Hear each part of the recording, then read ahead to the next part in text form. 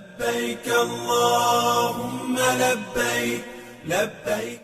আজি পবিত্র আরাফাত দিন। হজর অন্যতম স্তম্ভ এই দিন মুসলিম উম্মার হাসে বোধ তাৎপর্যপূর্ণ। প্রতি বছরের মতো এবারও লাখ লাখ ধর্মপ্রাণ মুসল্লি অকল সৌদি আরবের মক্কা নগরীত হজ পালন করে। হজ যাত্রী অকল আজি আরফাতর ময়দানত অবস্থান করে। তারা আজি আল্লাহর দরবারত প্রার্থনাত মগ্ন। হজ যাত্রী অকলের মুখত ধ্বনিত লাব্বাইক আল্লাহুম্মা লাব্বাইক, যার অর্থ আয় হাজির, এই আল্লাহ আয় হাজির। আরাফাত দিন বেড়ে হজর দিনও হওয়া হয়। ইসলামী শরীয়তের মতে আরফাতর ময়দানত অবস্থান করা ছাড়া হজ সম্পন্ন নয়।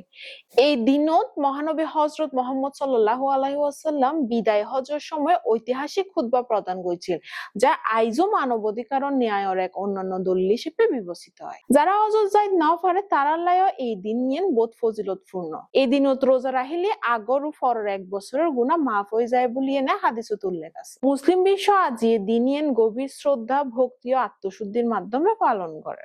لبيك لا شريك لك لبيك